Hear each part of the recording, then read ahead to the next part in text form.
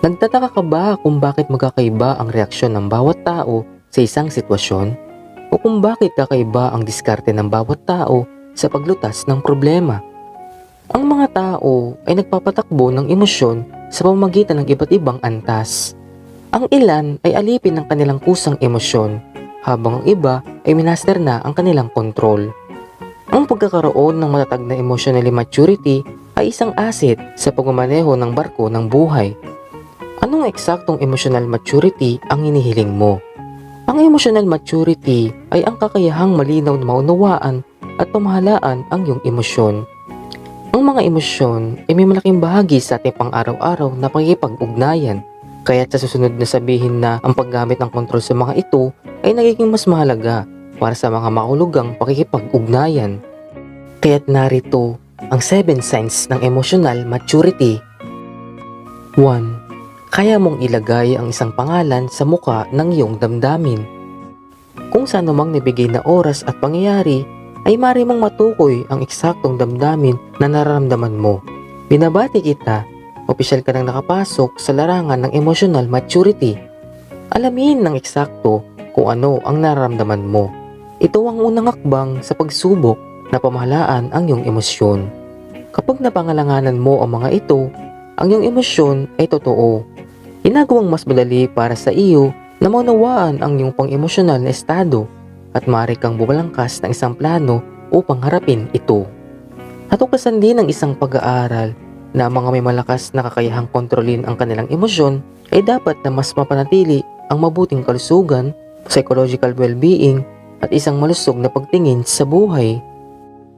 2. Kaya mong gumuhit ng malusog na boundaries. Ikaw ba ay isang sensitibong tao o isang empath? Ang nakikita mo ang iyong sarili na madaling may impluwensyahan ng mga humihingi at emosyon ng iba. Kung gayon, ang pag-aaral kung paano pamahalaan ang iyong emosyon at pagsabi ng hindi sa mga bagay ay maaaring isang tanda ng emotional maturity. Mayroong isang mahusay na linya sa pagitan ng pagiging makasarili at emotionally maturity.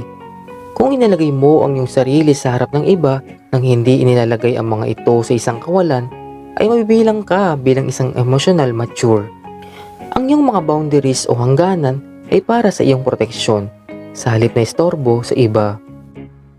3. Hindi ka natatakot na aminin ang iyong mga pagkakamali.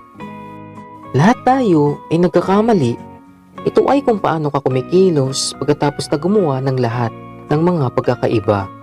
Ayon sa New York Times ni Paul Krugman, tayo bilang isang bansa ay naghihirap mula sa epidemya ng pagkakamali. Walang sinumang pangulo o hindi na nais aminin sa maling paggawa, kahit hindi sa publiko. Isang malaking tanda ng emotional maturity ay ang pagkakaroon ng kamalayan sa iyong aksyon. Kaya kapag nakagawa ka ng pagkakamali, inaamin mong mali ka. Ang pagkilala kapag ikaw ay nagkamali ay kinikilala nito na nagpapakita na ikaw ay may sapat na gulang upang subukan at ayusin ang isang sitwasyon o relasyon. Ang pagpapahalaga sa iyong relasyon ng higit kaysa sa iyong ego ay isang palatandaan ng isang taong may emotionally mature. Ayon kay Lewicki at sa kanyang mga katuwang, kapag umamin ka sa maling paggawa, ipinapakita mo na pinahalagahan ang iba kaysa sa iyong sariling kapalaluan. At ang kakayahang tumingin ng lagpas sa mga nag-uudyok sa sarili ay isang bagay tungkol sa emotionally maturity. 4. Nag-iisip bago tumalon. Ang emotionally maturity ay nasa ganap na pamumulaklak kapag nadaig mo ang ugali ng otomatikong pagkilos sa mga kusang reaksyon. Ito ay kapag kumukuha ka ng oras upang maunawaan at pag-aralan ang sitwasyon bago tumugon dito.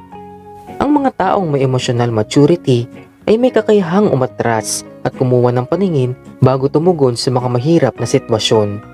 Ayon sa Psychology Today, ang mga taong may emotional maturity ay maaaring makontrol ang kanilang mga impulses at hindi gaanong madaling kapitan ng emosyonal na pagsabog at hindi mabilis magalit.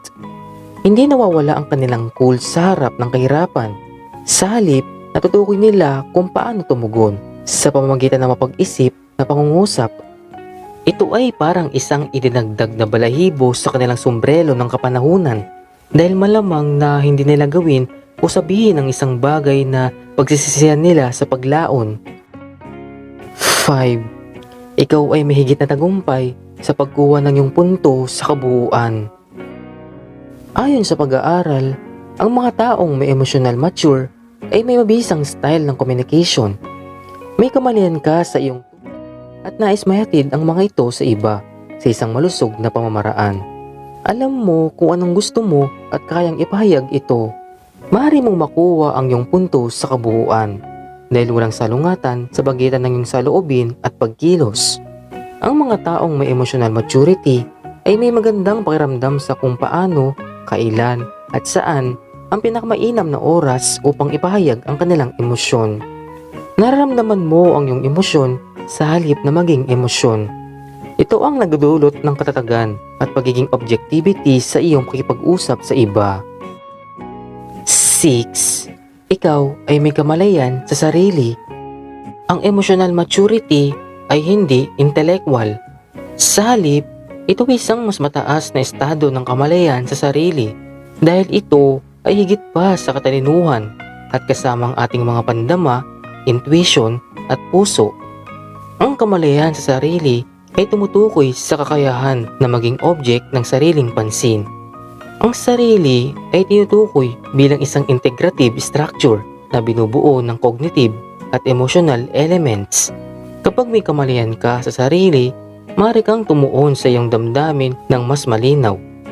Ang isang malinaw na pag-unawa sa iyong sariling emosyon ay hahantong sa iyo na kilalanin ang iyong mga pangangailangan. Mayroon kang kumpiyansa at hindi kinakailangan ng pagpapatunay mula sa ibang mga tao at paggawa ng iyong mga desisyon. And 7. Marunong kang makinig. Since ang emotional maturity ay may kasamang empathy, otomatiko nitong ginagawang isang mahusay na tagapakinig ang isang tao at nagbibigay daan sa iyo upang ipahiram ang isang nagkakasundong pandinig sa iba. Alam mo kung paano may iwasan na matrigger ng mga sitwasyon sa pagkuha ng sarili. Hinahayaan ka nitong lumapit sa sitwasyon ng may layunin. May kakayahan kang nakapokus sa taong nagsasalita sa halip na balot sa iyong sariling mga pangangailangan. Kaya maaari kang makinig ng aktibo kaysa maging judgmental o magpakumbaba. Emotional maturity ay isang pangunahing ingredients sa pagdaragdag ng kahulugan sa recipe ng buhay. Ito ay hindi isang kasanayang kinakailangan sa magdamag, ngunit nangangailangan ng isang matagal na pagkaluto sa banayad na init ng karanasan. Subalit, hindi sasabihin na nangangailangan ito ng mga taon at taon na may tamang uri ng positibong diskarte sa buhay. Ang emotional maturity ay malapit lamang na siya namang nagiging epektibo sa pagpapanatili ng emotional maturity. Gagawa din ako ng 7 signs ng emotionally burnout upang mas lalo mong maintindihan ang mga ito. Nagawa mo bang i-relate ang mga palatandaan na ito o napansin mong may pagkakatulad ang mga ugali na nasa paligid mo? Know in the comments below. At huwag ding kalimutan na tandaan na i-like at i-share ang video na ito sa mga taong mapapakinabangan din ito. As always, thanks for watching. Until next time.